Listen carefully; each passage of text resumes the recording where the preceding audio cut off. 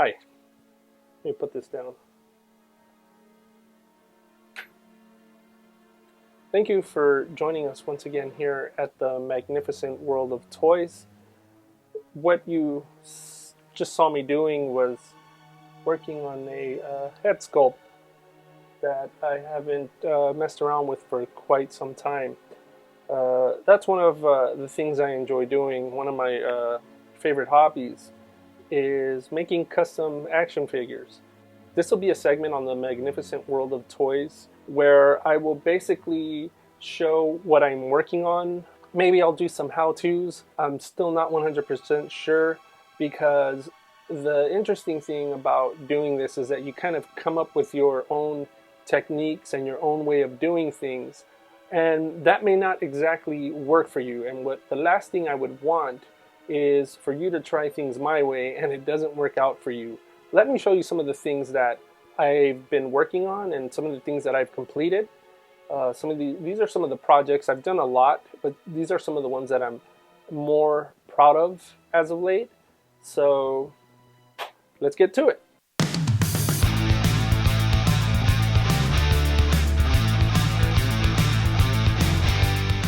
First figure I'd like to talk about is this Ozzy Osbourne Bark at the Moon werewolf, if you will. I always loved that video. I love that song. I thought it was something that would be fun to make. It's still a work in progress, as you can see. I've basically been working on this project for the last 2 years. I sculpted the head, applied the fur myself over a 1/6 scale body. I'm fairly happy with the sculpt. The paint could be a lot better. It looks a little unnatural. I hope to finish it soon. I will be sculpting the feet from scratch as well. I love how the fur application came out. That's really why I'm sharing it. But I think with some retouching, and once those feet are done, weather those pants up a bit and maybe drill out that tongue, and I think this is going to be an excellent figure.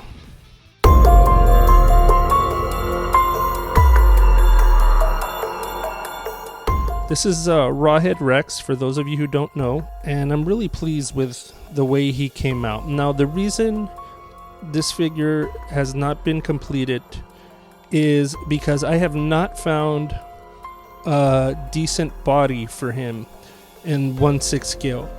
I mean, you look at Rawhead Rex, and he's absolutely ripped. I mean, he's a monster. He's an animal, and it's very hard to find a body in 1/6 scale that I could put this head on. I really love the way this has come out. I may give this another go. I may just build on top of this one with some Abe's epoxy sculpt and try to make the eyes bulge out a bit more. But also, I think the skin tone is a little too bright. It was very hard to find decent reference for him. I recently obtained the Blu-ray, so I'll revisit it and I'll watch it and I'll make my adjustments accordingly. But Rawhead Rex, rest assured, that's one figure I really want to finish and hope to finish it soon.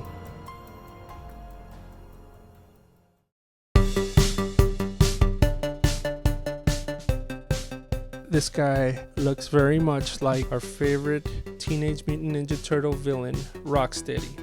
So I'm a Trapjaw fan, and I've seen some amazing custom figures resembling Trapjaw. Now, I have always wanted to do something in that vein. I picked this up during our neighborhood yard sale for about 50 cents, and right away I thought, maybe this will be my Trapjaw project. This project was a lot of fun. Now, the only thing that I would like to do with this figure is to give him his interchangeable pieces. His claw, his hook, and his laser. This is honestly one of my favorite projects. I can't wait to do more figures like this.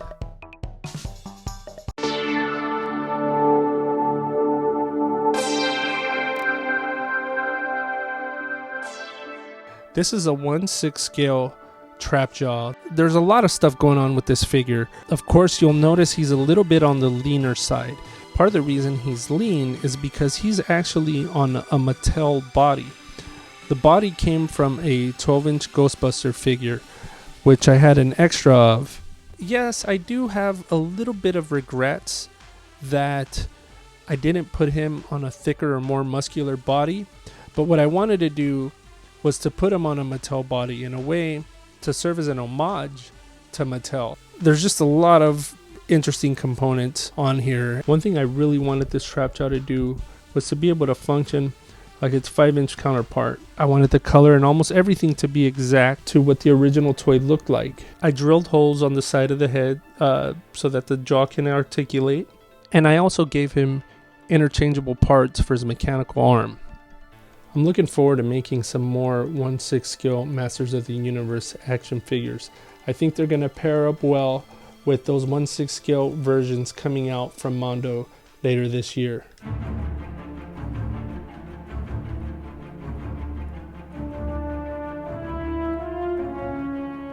So this next figure is one I'm super excited about. Honestly, it's the best head sculpt I've done to date. I've been more successful doing head sculpts of monsters and deformed things, but in terms of human likeness, this is probably one of the ones that I'm most satisfied with. And this is Tormund Giantsbane of Game of Thrones, who happens to be one of my absolute favorite characters. This figure still has tons of work, lots of weathering. Of course, I'm going to have to paint his coat, make a lot of modifications, weather that leather, add a lot more fur, create his belt, create his sword.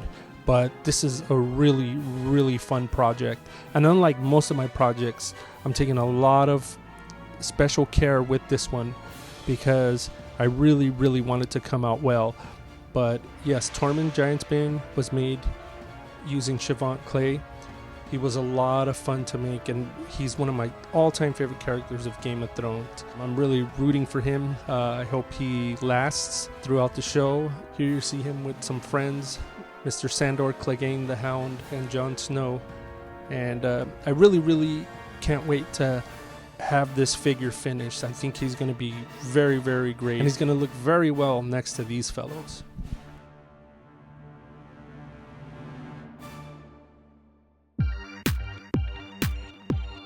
Last but certainly not least, as you can see, there's Masters of the Universe parts, there's Teenage Mutant Ninja Turtles parts, there's Bucky O'Hare parts, there's Ghostbuster parts. I'm really hoping to give these toys a second life, and my goal is to create a universe, and the end result is we're going to be putting together some mock 80s style commercials with voiceover music and special effects and all that, and that's another project I'm very excited about. So hopefully you'll see some samples of that stuff soon. I'm having a really good time coming up with ideas of how I'm gonna amalgamate these figures, and I'm really excited to see what's gonna come of it.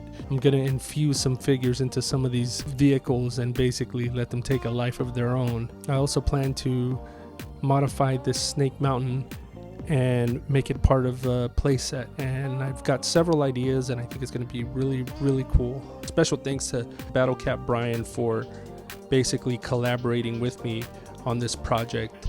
You know, it's something that I'm really excited about, and I hope you guys enjoy as well. I also want to give a special shout out to INS Collectibles for basically helping me with my first batch of loose figures here. Last time I went to INS Collectibles, I basically explained to him what I was looking for, and he helped me out real quick. He brought out a bin and gave me an excellent deal, and I was able to bring all these home and give them new life. I hope you enjoyed this segment of the magnificent world of toys. I hope to do a lot more shows like this, but not only share what I do, but also I'd like to share what other people do, so you could see what their workbenches are like and what kind of stuff they're working on, and hopefully you can get inspired and also support some of these artists who work really hard and are extremely creative people. So once again, thank you for joining us. This is Roger Daniel for the Magnificent World of Toys, and may those who play never gray.